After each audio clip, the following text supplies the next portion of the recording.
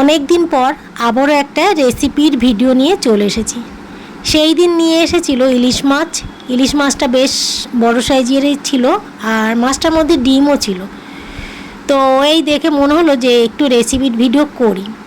তো যাই হোক, মাছটা দিয়ে আমি সর্ষে ইলিশ করেছি, তবে খুব সামান্য দই দিয়েছি, তাই আমি এটাকে দই ইলিশ বলবো না, সর্ষে ইলিশ বলবো। তো চলো শুরু করা যাক। ইলিশ মাছের সাইজটা বেশ বড় ছিল, তার মধ্যে আবার ডিম রয়েছে। এই দেখে কি লোভ সামলানো যায়? সঙ্গে সঙ্গে ক্যামেরাটা অন করলাম, অন করেই ভিডিও শুরু করে দিলাম। মাছটা মোটামুটি ধুয়ে নিয়েছি ভালো করে। এরপরে নুন হলুদ মাখাচ্ছি, আর নুন হলুদ মাখানোর সময় আমি কিন্তু ক্যামেরাটা অন করেছি। তো যাই হোক, আমি সর্ষে বাটা করবো ইলিশ মাছটা, তো পরিমাণ মতন সর্ষে নিলাম, কাঁচা লঙ্কা নিলাম, আর 2 চামচের মতন টক দই নিলাম, নিয়ে সমস্ত মিক্সি জারে পেস্ট করে নিলাম। এরপরে মাছটা ভাজার পালা।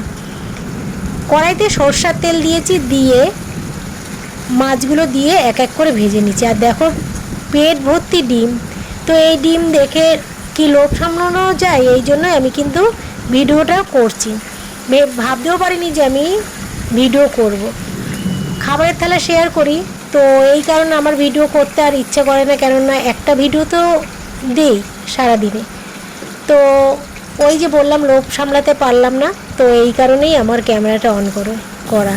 তো যাই হোক, মাছগুলো এক এক করেই আমি ভেজে নিচ্ছি। আর জানো তো, আমি কিন্তু খুব ডিপ করে ভাজি না। অনেকে কাঁচা ইলিশ মাছ খায়, কাঁচা ইলিশ মাছ আমাদের ঘরে সেটা হয় না। তো এই কারণে হালকা করে এপুট এপুট করে আমি মাছগুলো ভেজে নিই। এরপরে মাছগুলো ভাজা হয়ে গেছে যখন, কড়াইতে খুব সামান্য, একদমই সামান্য, তোমরা দেখেইছো, আমি তেল দিয়েছি। তেল দিয়ে হলুদ, কালো জিরে ফোড়ন দিয়ে নিয়েছি। তো তারপরে মাছগুলো এক এক করে কড়াইয়ের মধ্যে দিয়েছি, দিয়ে মিক্সি জারে যে পেস্টটা করেছিলাম সেইটা দিয়ে দিয়েছি। আর মিক্সি জার ধোয়া জলটা তো দিতেই লাগবে। এরপরে নুন দিলাম পরিমাণ মতন, তারপরে কয়েকটা কাঁচা লঙ্কা দিলাম। আর তোমরাও তোমাদের স্বাদ অনুযায়ী কাঁচা লঙ্কা দেবে। আমি কিন্তু একটু ঝাল বেশি খাই বলে কাঁচা লঙ্কাটা আমার স্বাদ অনুযায়ী দিয়েছি। তো দিয়ে তারপরে আমি ঢেকে দিয়েছি। ঢাকনা খুলে একটু মাছটা কিন্তু আমি খুন্তি দিয়ে দেখে নিয়েছিলাম সিদ্ধ হয়েছে কিনা। তো মোটামুটি সিদ্ধ হয়ে গেছে। এরপরে আমি কি করেছি জানো, মাছ ভাজার তেল আমি তুলে রেখেছিলাম। কড়াইতে তো দেখেছিল অনেকটা তেল ছিল, সেই তেলটা কিন্তু আমি তুলে রেখেছিলাম। কিছুটা ভাজা খাওয়ার জন্য রাখলাম ভাতের সাথে, গরম ভাতের সাথে।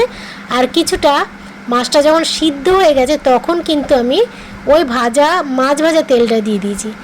তারপরে ভালো করে ফোটার পরে যখন নামাবো, তার আগে একটু সরষের তেল আর কাঁচা লঙ্কা দিয়ে আমি ইলিশ মাছটা তৈরি করে ফেলেছি। আর গ্যাসটা কিন্তু অফ করে দিয়েছি। তো এইভাবে আমি রান্না করেছি। তোমরা কিভাবে রান্না করো অবশ্যই জানিও। তো চলো, আজকে আমার ইলিশ মাছের রেসিপিটা তোমাদের সাথে শেয়ার করা হয়ে গেল।